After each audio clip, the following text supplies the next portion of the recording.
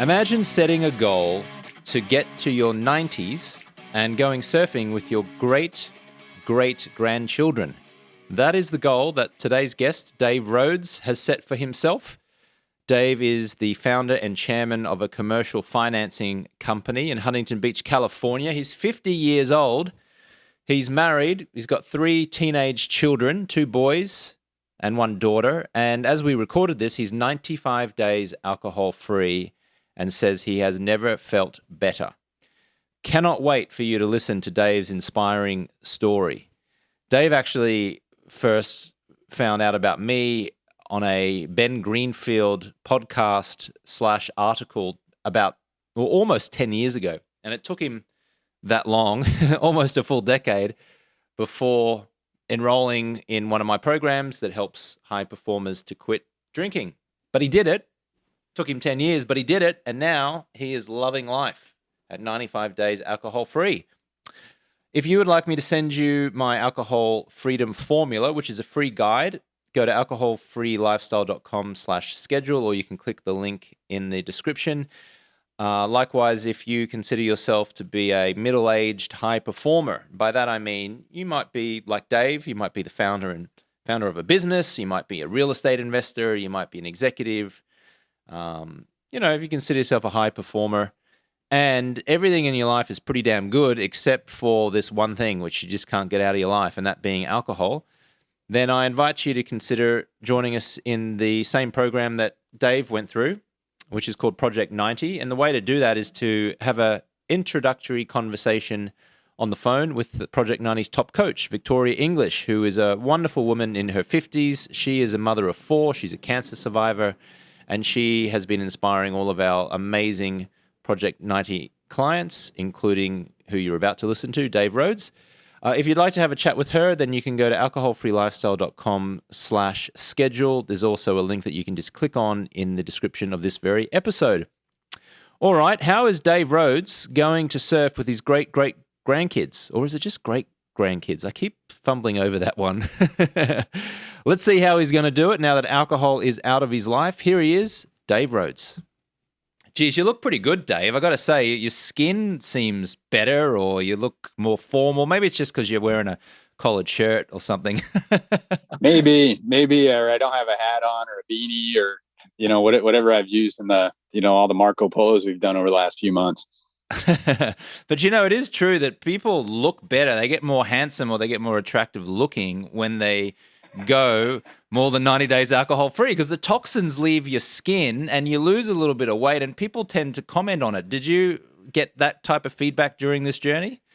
I got a couple here and there. Absolutely. I think the toxins leaving your brain and your thinking and your clarity is kind of the most important one of them all. Yeah. Is that what happened to you? The toxins leaving your brain, you felt that way?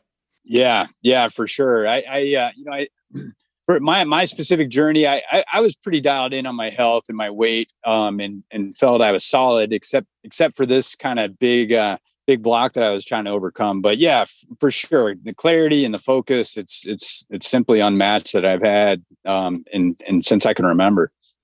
So tell us a little bit about your life, Dave. I know you live in Huntington Beach, California, but just share a little bit about your age and your wife and your children and your profession, and how you came to be part of this Project 90 process.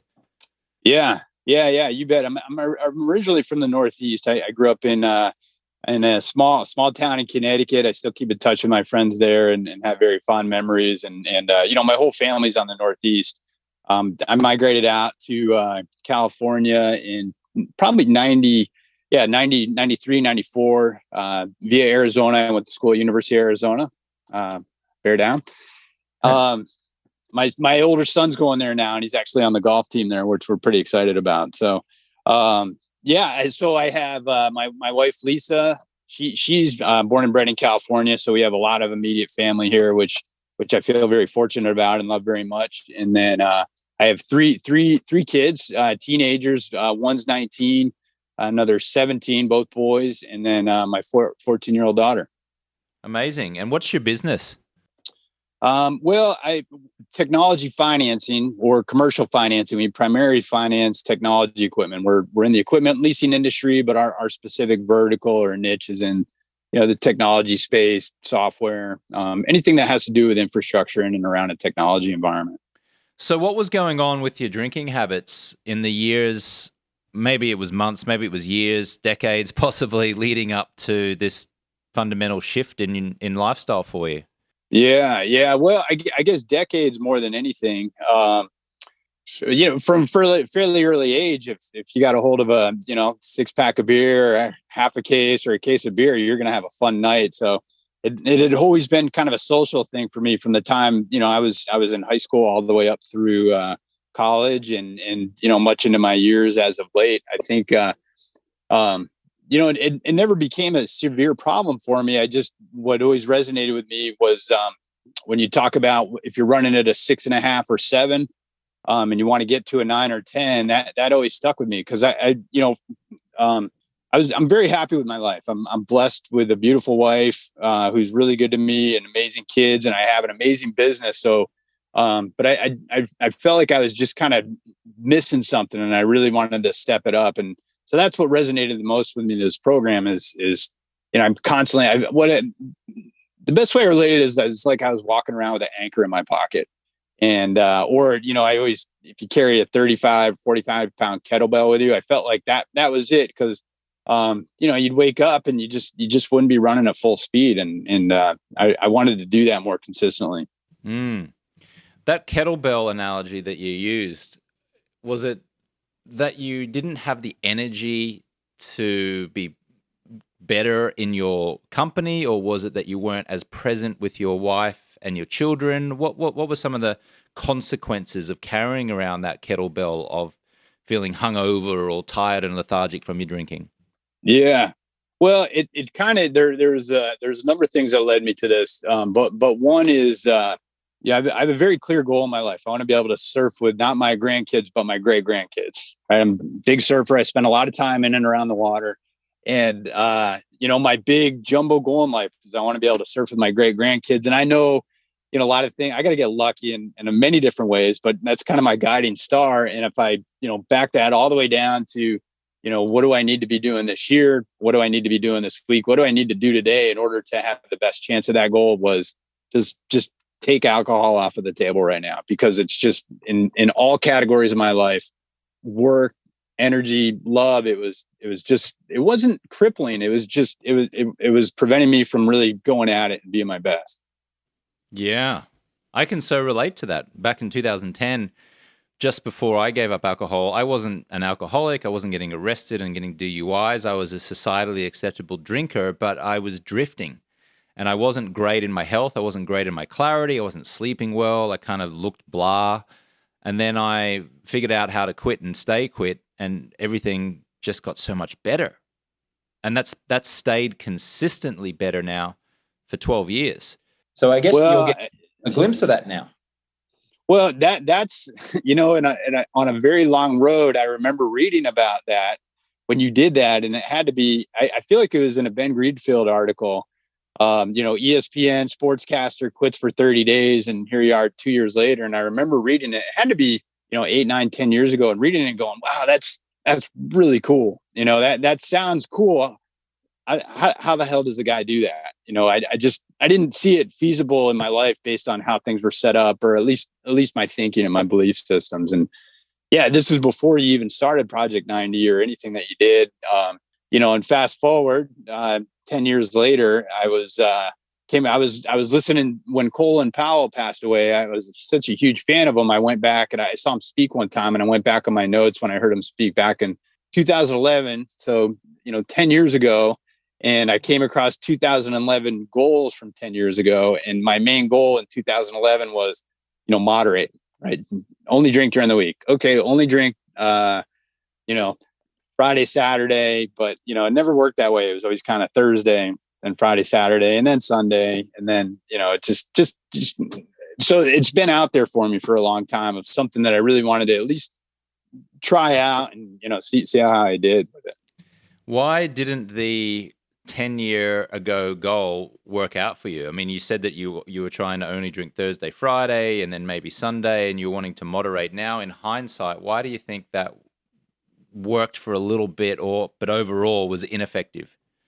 Yeah, I think more than anything is I just didn't have the accountability to it. I didn't have the community. I didn't have something holding me to that standard, because I'd set that goal and I was the only one that knew that if I'd hit it or not. I think that's that's the primary reason. Yeah.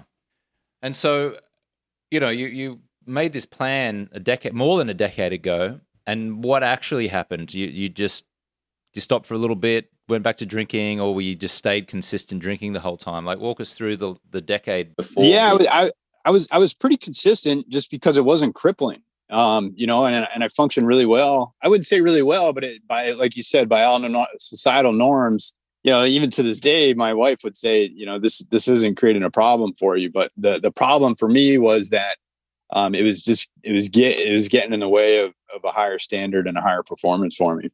How was that showing up with your children, with you and your kids, and your experience of them? Yeah.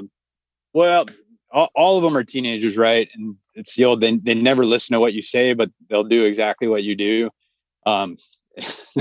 Holds true time and time again. And so it was important to me that I wanted to be a good example to them. To answer your question on how I showed up for my kids, it's just way easier for me to be present with them. It's way easier for me to listen to them.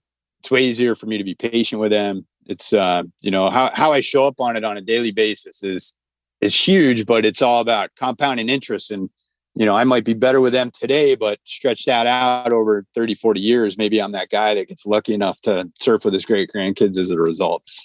It's a hockey stick. It's, it'll make me a little bit better today, but it's just, I know over time, it's just the payoff is you can't even measure it. Yeah. And are your two boys and your daughter, they're both surfers? They like to surf? They like to get out in the water just to appease me. It's funny, my older one, you can't get him off the golf course. My middle son, he'll go out with me. He'll go up, do stand up paddle and surf with me from time to time. And my daughter's big in the tennis world, and she loves going to the beach, but she's not right now. You never know, right? Right now, she's not a big surfer. So if they're not into surfing, if their kids and their kids as kids aren't into surfing, you're gonna have to do some persuasion around in your 90s, I think, right? That's right. Yeah. Well, exactly. I'm gonna have to be a pretty good dad and a pretty damn good granddad in order to have a crack at it. And then you also got to be a pretty decent golfer, or what did you say your daughter was into? Which sport? She's a big tennis player, which my wife's quite a tennis player. I'm that's not my sport by any means. I support it full on, and golf is that's just, I think my son ended up doing exactly the opposite of me, and that's why he's so good, because I like to get out there and hit the ball, but Yeah. Do you think your son did the exact opposite of you because he wanted to do the exact opposite of you, or do you think that's just where his natural interest flowed towards in regards to golf, as opposed to something like what you love in surfing? Yeah, I think it was his natural interest in really just being happy with whatever he wanted to do, and supporting whatever activity he did. I mean, he was always a big football player and basketball player, but he didn't size up very good, compared to some of these kids, especially these California schools. It's crazy. And, just had a natural, the kid he's always been able to hit a ball even since he was 2.5 years old. So. And how often do you surf, and where do you surf, and how good a surfer are you? Give yourself a rap if you're good. Yeah. Well, I started in my mid-20s, so I'm okay. I can keep up, but nothing like these kids that have been surfing all their lives. I know you surf as well. It seems like it's like a golf swing, or playing baseball from a very early age. There's just certain things you pick up when you're younger. So I picked it up in my mid-20s, and I surf all the time. I got almost 178 days last year, and hopefully I'll break that record this year. So. Oh wow! So how do you track 178 days? Do you have an app, or do you put it on a kitchen? Wall? I just have a wall calendar that tracks my fitness stuff over the course of a year, and I just count it on that. Amazing. 178 days surfing. So you must be close to the beach. Are you a short drive or are you walking distance on the beach there in Huntington Beach? Yeah. We're less than a mile from the beach, and I bike down there quite a bit. It's actually quicker to hop on a bike and ride down there than it is a car. So Mm. You said, "Oh, I know you're a surfer, James." The funny thing is that I wasn't a surfer 7 months ago, but I moved to Bali, Indonesia, as my home base, and I got tired of the last 30 years, like every international person saying, "Oh, you're Australian. Do you surf?" And me having to say, "No, no, I yeah, don't." And them sort of yeah. scratching their head and like, what? An Australian who doesn't surf? So finally, I was in Bali and I took some surf lessons and I love it. I love it. I certainly don't do 178 days a year, but I go out, I make sure that I do at least once a week, and that's enough for me. I'm still in that learning phase. And it is amazing. It's a great experience, and it's very easy and enjoyable to do on a Saturday or a Sunday morning when you're not tired and lethargic from having alcohol the night before. Would you agree? It's a lot more enjoyable, and it's a lot easier. That's for sure. Yeah. Have your kids or your wife or friends said anything about any subtle changes that they have noticed in you since you've been doing these 90 days? Yeah, they've definitely noticed it. There's no question about it. And I'd say take for what comes to mind is putting up the Christmas lights, right? Which is something I'd never do. Always would try to find somebody to go do them. And I actually did it myself this year. And my wife even said, she goes, "Oh, that's drinking Dave doesn't do that." But Oh, yeah, and then my wife's mom, she's always super observant and everything, and she's always quick to compliment. And so she's said it a couple times about wow, you look great. What are you doing? What are you eating? That kind of stuff. So, and then my kids, they're just super observant. They don't miss anything. So while they haven't said anything, they're watching. There's no question in my mind they're watching. and how does it feel to get that feedback from your wife's mom and from your wife? Like, what do you allow it in, or do you just kind of, oh yeah, that's funny, and then it's in one ear and out the other, or do you give it time to kind of sit with you?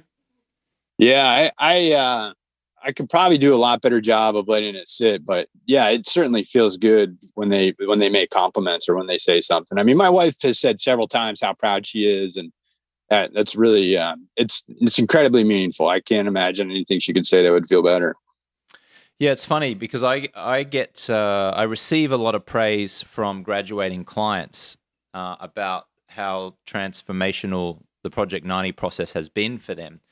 And I've kind of gone in and out over the years of really letting it sink in, but then I get caught up in the business side of things, and I start to kind of almost dismiss the praise, and I start focusing on the marketing and funnels and the budgets and talking to the team, and sort of got my founder hat on. And so sometimes I've been guilty of people praising me and thanking me, and me saying, "Oh, thank you," being very polite and saying, "I appreciate that and you're welcome," but not really letting it resonate and taking the time to let it hit. And that's certainly the work that I get to do, which is allowing it to sink in a lot more. Because when I do, I show up as a more powerful leader, and I show up more powerfully in my relationships and in business, and I'm just happier overall. Does any of that resonate with you, Dave? Yeah. I'm reading this book, Contribufy, from Tom Rath, and he talks about kind of that making that purpose and work connection, and really how important that is. But I could definitely do some more work there. There's no question about it. I mean, I'm in terms of your specific work, there's no, it's this impacts me tremendously, which impacts my family, which impacts, all of our employees at our company. It's really tremendous, the ripple effect as a result. So yeah, I think I could do a lot better job of making that connection on a fairly regular basis. Mm. I experience you in a way where I see a lot of similarities with a version of me. Um, I kind of consider myself to be like a high testosterone alpha male esque kind of guy, and I see that in you. I associate that with you. Like I just see it in you. Do you identify with that, or have you identified with that over the years? Um, yeah, well, I'm a yeah, I'm a guy's guy. I Yeah. feel I have some of the best friends in the world, and I've always identified really well. Hanging out with other guys. There's no, from the time sports to the kid, all the way up to just how I spend time with my friends even today. Um, but yeah, James, it's interesting. I feel more. I don't even know if it's a male thing, but I just feel more power and more energy that I've had that I can bring to the table and then I can bring to the world than I can ever remember in a really long time as a result of this. Have you experienced a softening of your mindset at all? I don't mean softening in a negative way. I mean, have you been less bravado and more open and present? I guess is how I might communicate it since you gave up alcohol. And it's okay if you haven't. You don't need to, put mayonnaise on the story to make it seem better than it might actually be. But what shift, if anything, have you felt since quitting alcohol? Well, this may seem inconsequential, but the biggest shift I felt is sitting at dinner with my family and just being able to sit there and relax and enjoy their company and enjoy them and not think, all right, hey, should I pour another glass of wine? Should I, it just seemed like there was just everything else. It was very hard for me to relax at that specific time. So I know now, and I enjoyed them before, but now it's like I can really be present for my family and really try to do a good job of listening and not talking. And that to me is probably the most powerful thing that I could get from this. Yeah, because as you go to reach this goal of surfing with your with your grandkids, kids, you'll get to enjoy being present with your kids and grandkids. That's right. Yeah. And they feel it. They feel it, especially my daughter more than anyone. They know when you're not all in 100%, even if, you kind of, it just feels good to be all in, and if you're not, really be able to notice quicker that maybe you're not. Mm. Mm. And just tell our listeners, if you would, what was the experience like inside of Project 90? Like, who are some of the folks that you're associating with, and other clients like yourself? What kind of things do they do? Who did you connect with? Just tell us a little bit about practically what your experience was. Yeah. Well, I'll just start out right away. Is the community is kick ass. It's really the individuals that are in here and the people that you get to associate with, and we all share the same vision of getting this 90 days locked out. But everybody's performers. You've assembled a great way to make sure you got high performing individuals who are really looking to get better. A lot of times I'll just have told my wife this is a leadership program, this is a development program, and I think first and foremost that's what it is. It's just to be a part of it. The requirement is you're not going to drink here for 90 days. So so the community, and then the accountability of that community, the unsaid accountability is what's, I wouldn't say it's made it easy, but it's definitely made it easier, and it's been a huge pillar and strong point in my growth. I mean, some of the guys and gals that I met out of this, I have no question that I'll be friends with them for the rest of my life. Yeah, that's a common piece of feedback that we receive. I was just interviewing one of our other clients, Travis Campbell, and if you're listening to this, I encourage you to listen to the Travis interview. Travis is a 34-year-old from Portland, Oregon, who works in financial management, private money management, and he was saying that the friends that he has made out of this, he's going to have for many, many years to come. Why do you think people say that, like yourself and Travis and other people? Why do you think people say that? Oh, I've got friends here for life. Yeah. Well, to me, it's there's one core vision here, right? To be the best that we can be. There's no question about it. I feel like that resonates to the entire group, and then shared values and virtues, right? Um, you know, everybody's got a lot of courage. Everybody's got a lot of love. Everybody has a strong focus on their health. Everybody's positive thinkers and really hopeful about the future in this group. Curiosity is a huge virtue that resonates throughout this program. and everybody is super loving and really cares about the other person. So to me, that's kind of that's the glue of this whole program, is that shared vision, and then a lot of the really same core values that people share. Everybody's going to have their different values, of course, but the shared values, there's no question about it. And I know throughout your program, you use the term freedom over and over again. I can't think of a better term that would describe your program, is just freedom. And, freedom from, like I said earlier in the interview, like carrying an anchor, carrying a kettlebell around with me all the time. It feels so damn good. Amazing. And so what's the plan now, Dave, in terms of alcohol in your life, in terms of lifestyle shifts, in terms of keeping the new pattern going? What's the goal? Yeah. So, well, I know I'm not going to drink today. I know that for sure. I've set a goal for all of this year. I'm never going to say never. There may be some point down the road, but right now I have absolutely zero desire, because it's way too good the way it is right now. I feel like, used to not, what prevented me from doing this in the past, I always felt like I was going to miss out.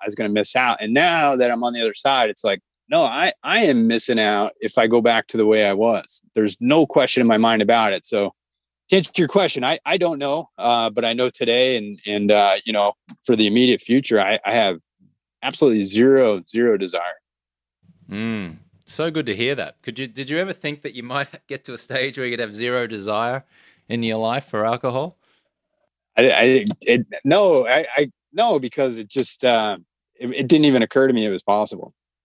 And again, it was just like, I was never to the point where it was just going to be life destroying. It was just soul destroying, because it would just kind of paper cut.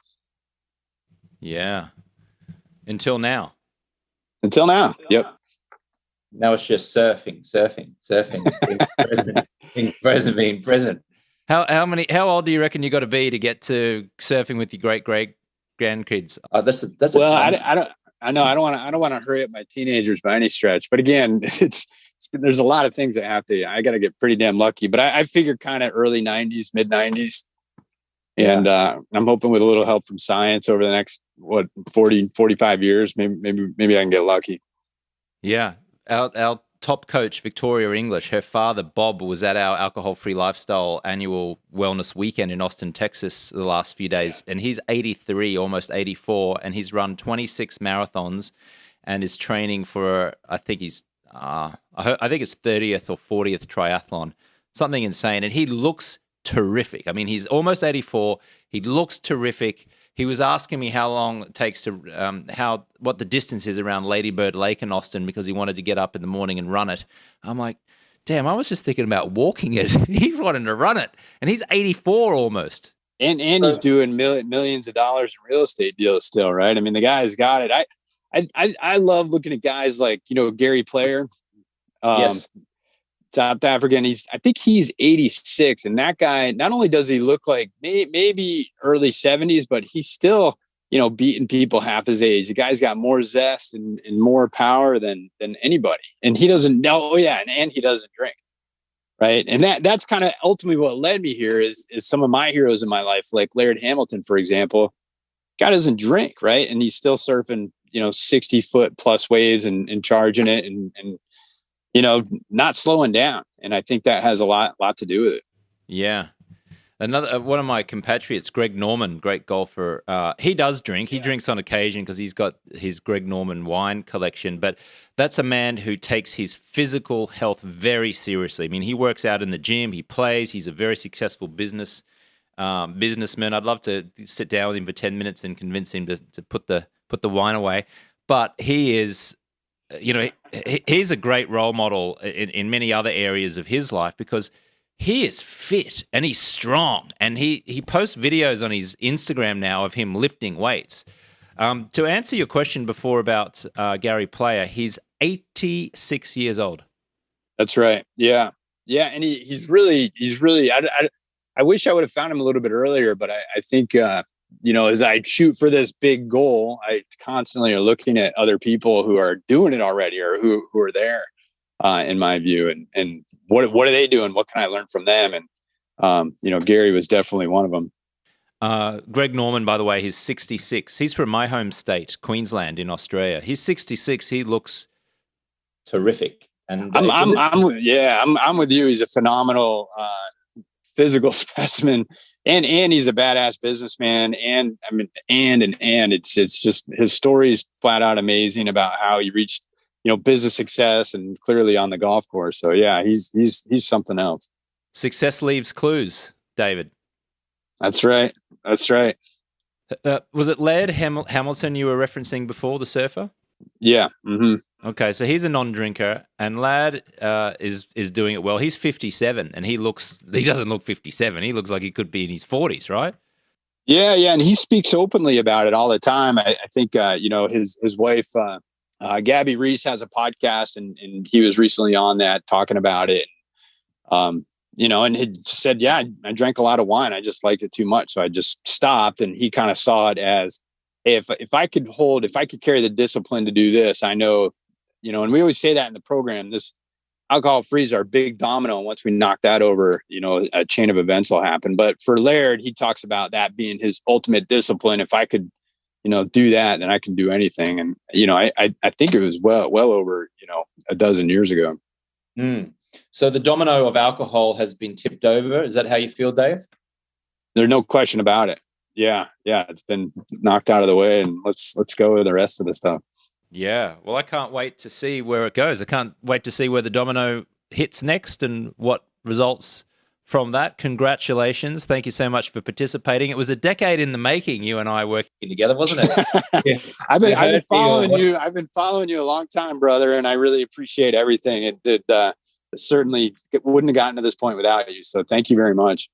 You're so welcome. Well, Dave, congratulations. Good luck getting into your 90s and surfing with your great grandchildren. I support you in that, and I'll hold you accountable over the coming decades to make sure you're staying on the track. And I request that you hold me accountable as well. All right? I'm happy to. Yeah, absolutely. All right, Dave. Dave Rhoads, thank you so much. And to you, the listener, thank you so much for listening. I hope this was inspirational and supportive, and we'll catch you on the next one. Thank you so much for listening to today's episode. I want to load you up with some free stuff. If you look in the show description, there's a link there to get my guide, which is the Alcohol Freedom Formula Guide. And in that guide, I will walk you through the process and system for successfully reducing or quitting alcohol. It's the same system and process that I give to my clients inside of Project 90. And if you would like to get your hands on that guide, you can click the link in the description part of this episode, or you can go to alcoholfreelifestyle.com/guide. Likewise, if you would like to be considered for Project 90 to join our community and get some accountability, some coaching, and have fun, achieve some goals over at least 90 days with our help and support, then you're invited to schedule a complimentary coaching call with one of my coaches. You can do that by clicking the link in the show description or going to alcoholfreelifestyle.com/schedule. Now, Project 90 is for over 30s only, and it's really for people who are ready to get long-term power over alcohol. You don't have to quit forever, but you will have to quit for at least 90 days with our support. Just a reminder, 95% of my content is free and plastered all over the internet. If you just Google James Swanwick and the word alcohol, you'll find that. For those of you who want additional support, if you want coaching, fun, accountability, if you realize that you can't do this on your own or you just plain don't want to, then I invite you to schedule that call and we can talk about if Project 90 is for you. If you would like to take some of my supplements, swanvitality.com is the website. I'll put a link in the show notes as well. I have a liver support product called Loving Liver, which I designed and specially formulated to help remove toxins from your liver after years of alcohol consumption. Again, there's a link in the show description. We've also got a green powder there, which turns into a green juice filled with amazing ingredients to support you and give you energy throughout the day. And there's also a magnesium product, which I take every night to help me prepare for sleep and to sleep through the night. So there's a few options there. Lastly, if this episode or the show in general has helped you or supported you in any way, I would so appreciate it if you would write a review. It really does help the show climb the rankings and expose the show to people who don't yet know about us. So if this show has benefited you in any way and you feel compelled to pay it forward, just writing a short little review, hopefully a nice one, will be so appreciated, and I will thank you immensely. Lastly, if you'd like to talk to me about anything at all, feel free to send me an email at james@alcoholfreelifestyle.com. I do read and respond to every email. And you can also follow me on Instagram at @JamesSwanwick. Send me a message there. And I look forward to connecting with you soon. Catch you on the next one.